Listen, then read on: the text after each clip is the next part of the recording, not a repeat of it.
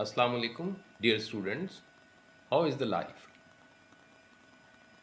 I'm sure you are enjoying the life. I really appreciate the feedback what I have received from you in the comments. Thank you. Dear students, कई दफ़ा देखा ये गया है कि सिर्फ slow learners ही नहीं बल्कि जो गुड लर्नर्स होते हैं वो भी होमवर्क क्वालिटेटिवली कर नहीं पाते। तो होता ये है कि होमवर्क है या कोई टेस्ट मिला है तो उन्हें ये महसूस होता है कि ये तो छोटा सा काम है, हम इसको फ़ौरन ही कर लेंगे, उसे वो काम को टालते रहते हैं और फिर एट द 11th आवर बिल्कुल आखिरी टाइम पर वो पूरी एनर्जी उसमें झोंकते हैं काम के अंदर, तो तब कहीं जाके वो होमवर्क कंप्लीट होता है और क्वालिटी कहीं पीछे रह जाती है। इसे टेक्निकली कहते हैं प्रोक्रेस्टिनेशन। तो इसमें होता क्या है? इसमें होता ये है कि जो स्टूडेंट है वो काम को टालता रहता है कि मैं इसको बाद में कर लूँगा, थोड़ा सा काम है, अभी मैं खेल लेता हूँ, या कोई और जो एक्टिविटीज़ हैं उनमें वो बिज़ी रहता है। और जैसे ही वो काम को डिले करता है तो स्ट्रेस बढ़ना शुरू हो जाता है। अब बढ़ता हुआ स्ट्रेस उसके जहन को फोकस नहीं होने देता और इस तरह से बिल्कुल आखिरी टाइम पर जो किया हुआ काम होता है तो वो क्वालिटेटिव नहीं होता। इसका एकदम से तो कोई इलाज नहीं है, लेकिन एक दो सजेशंस हैं जो मैं आपको देना चाहता हूँ। एक तो ये है कि आप अपने होमवर्क को या जो भी टेस्ट आपको मिला है उसे आप चंक्स में बांट दें और मसलन कोई भी एक बड़ा टॉपिक है तो उसको सब टॉपिक्स में उसको डिवाइड कर लीजिए और फिर आप अपना एक स्केड्यूल बनाइए। उस स्केड्यूल के मुताबिक आप काम को शुरू करें। एक सब टॉपिक कंप्लीट हो जाए उसके बाद आप 10 मिनट का ब्रेक ले लें। उस ब्रेक में आप बहन भाइयों के साथ गपशप कर सकते हैं, कोई सॉन्ग सुन सकते हैं रिलैक्स करने के लिए, और फिर अगले सब टॉपिक को उठा लीजिए। फिर उसके बाद दोबारा बाद में जो कंप्लीट उस सब टॉपिक को कंप्लीट करने के बाद फिर आप एक गैप लीजिए और इस तरह से करते करते अपना काम कंप्लीट कीजिए। आपने मुझे बताना है कि इससे आपकी लाइफ में कोई चेंज आया, राइट? अब हम आते हैं अपने टॉपिक की तरफ। आज का टॉपिक है volume and surface area of pyramids. Volume and surface area of pyramids. Exercise 12A.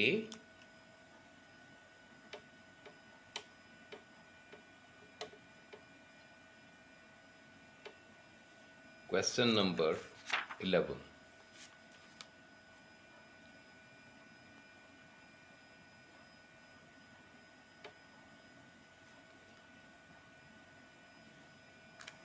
I read the statement for the students who don't have the books right now. VPQRS is a pyramid with a rectangular base of sides 10 centimeter by 8 centimeter. Given that the volume of the pyramid is 180 centimeter cube, find its number 1 height, number 2 total surface area. देखिए यहाँ पर जो हमारे पास pyramid है इसमें हमें given क्या क्या है।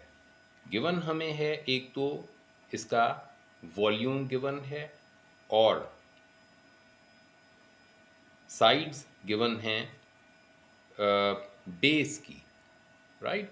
तो हमने फाइंड आउट करना है हाइट ऑफ द पिरामिड हमें फाइंड आउट करना है। इस पिरामिड का हमें वॉल्यूम गिवन है विच इज़ 180 सेंटीमीटर क्यूब और बेस एरिया हम फाइंड आउट कर लेते हैं because the length of the base is 10 and breadth of the base is 8 centimetre. So base area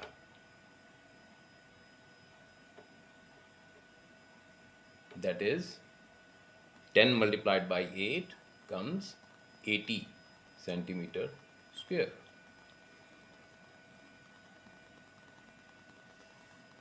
अब हाइट फाइंड आउट करने के लिए हम ऑब्वियसली वॉल्यूम का फॉर्मूला लगाएंगे. हाइट हमें फाइंड आउट करनी है. हाइट कौन सी? ये स्लैंट हाइट नहीं है, हाइट ऑफ द पैरामिड, यानी पैरामिड के वर्टेक्स से लेकर उसके बेस तक बिल्कुल परपेंडिकुलर हाइट, वो हमें फाइंड आउट करना है. सो यू नो वॉल्यूम का फॉर्मूला है 1/3 multiplied by base area multiplied by height. अब वॉल्यूम हमें गिवन है which is 180 equal to 1/3 multiplied by base area we have calculated here 80 multiplied by height. Now solve it just like an equation and find out how much h comes. तो ये zero हमने cancel out कर दिया दोनों sides पर, यानी हमने 10 से डिवाइड कर दिया. Now h is equal to 18 multiplied by 3 divided by 8.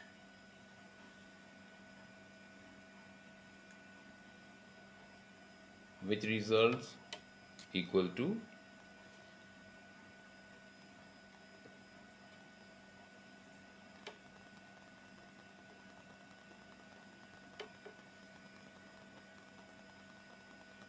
6.75 centimeters.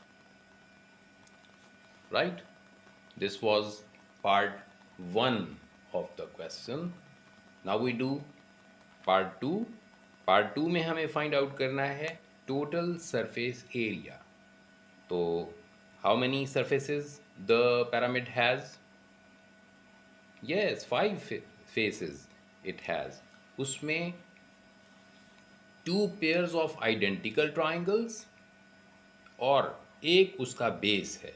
इन सब का एरिया फाइंड आउट करके हम उसे सिंपली एड अप कर देंगे. राइट?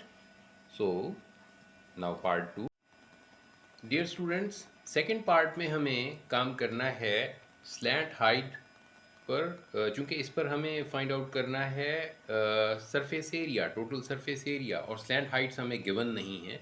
तो स्लैंट हाइट्स पहले हम फाइंड आउट करेंगे. सबसे पहले फेस VQR जो फेस है, यानी बेस के विड्थ की तरफ, ये ब्रेड्थ विड्थ की तरफ को बेस का विड्थ, ये QR, वहाँ पर ये स्लैंट हाइट हमें फाइंड आउट करना है. अब इसे अगर मैं इस तरह दिखाऊं आपको, यहाँ पर फिगर इसी तरह से है, तो यहाँ देखिए ये स्लैंट हाइट और ये जो परपेंडिकुलर हाइट है, और फिर ये डिस्टेंस दिस मच, ये डिस्टेंस यानी सेंटर से यहाँ तक का, तो ये डिस्टेंस यस 5 हो जाएगा. तो दिस 5 और हाइट आप फाइंड आउट पहले कर चुके हुए हैं 6.75, बिल्कुल ठीक है. और L1 हम फाइंड आउट कर लेंगे. सो यहाँ पर राइट एंगल ट्राइंगल में एक शो करता हूँ. ये देखिए like this one,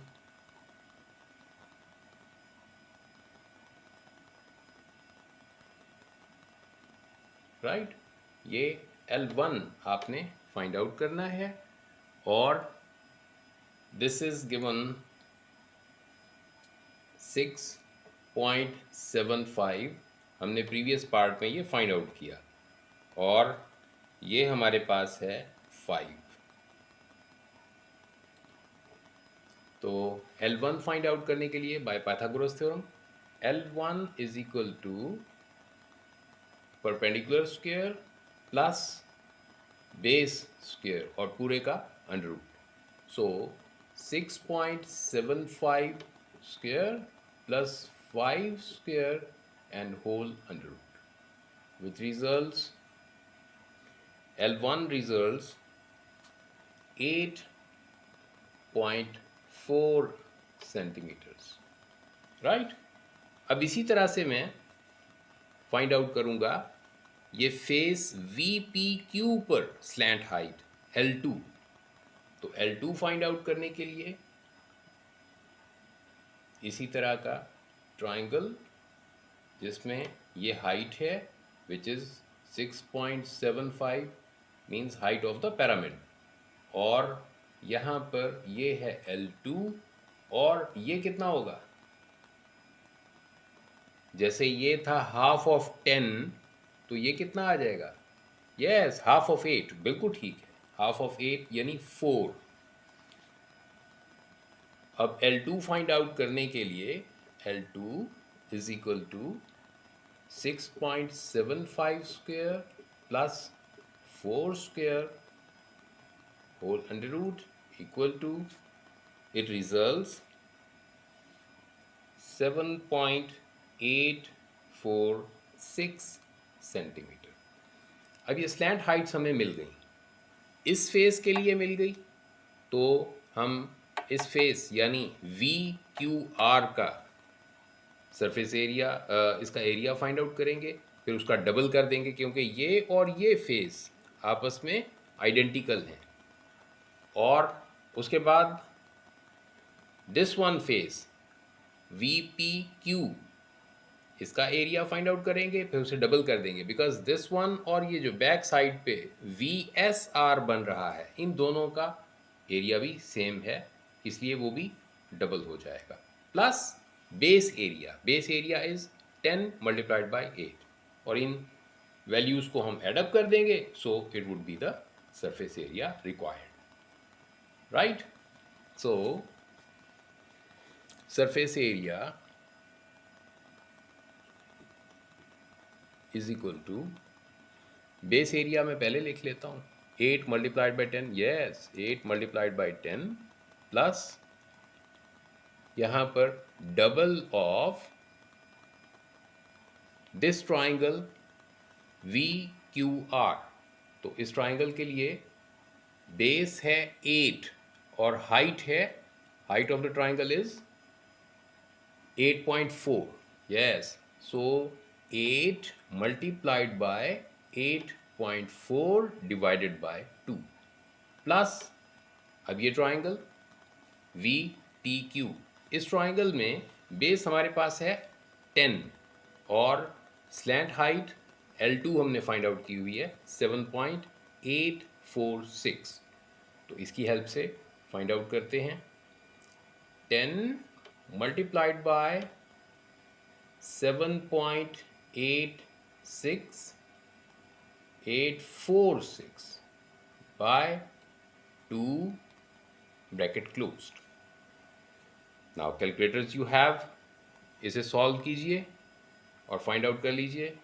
this surface area comes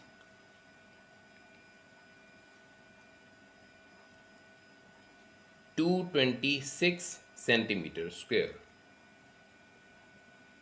226 centimeter square. This way we have found the surface area of this pyramid discussed here. हमें इंफॉर्मेशन गिवन है कि जो पिरामिड है ये क्यूबिकल टैंक में पड़ा है और वाटर उसमें हमने फिलअप कर दिया।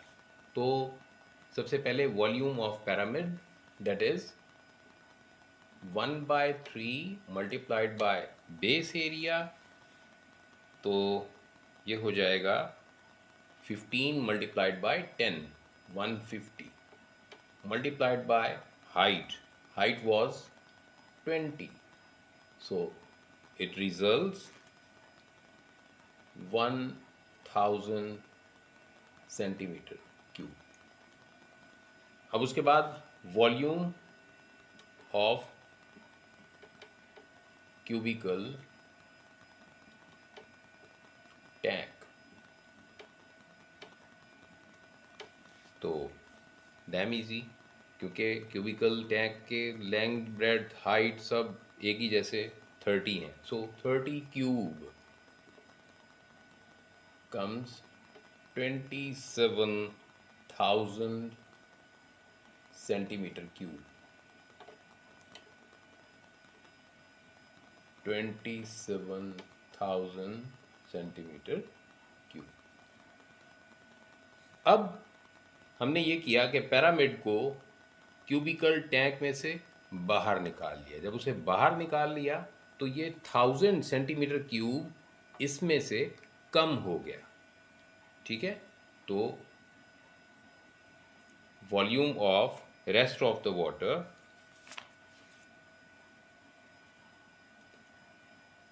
या second volume of water,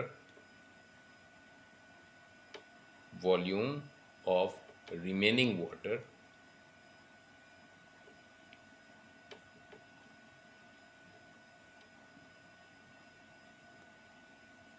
after we have taken out the pyramid, that will be equal to 27,000 minus 1,000 equal to 26,000 centimetre cube. अब हमें फाइंड आउट करना है हाइट ऑफ वाटर. तो जो रिमेनिंग वाटर है उसकी डेप्थ फाइंड आउट करने के लिए हम क्या करेंगे, हम इस वॉल्यूम को डिवाइड कर देंगे base area of the cubical पर. तो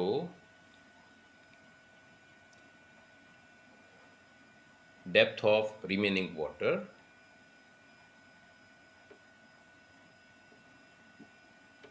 ऑफ या required depth of water is equal to 26,000 divided by the base area of the cubicle. Yes, that is 30 square, yani 30 multiplied by 30. Calculators you have with you. It results 28.9 centimeters to 3 significant figures. Right? This way we have concluded question number 13. Wish you all the best. See you in the next video. आप लोगों के comments का मुझे इंतज़ार रहेगा. Bye.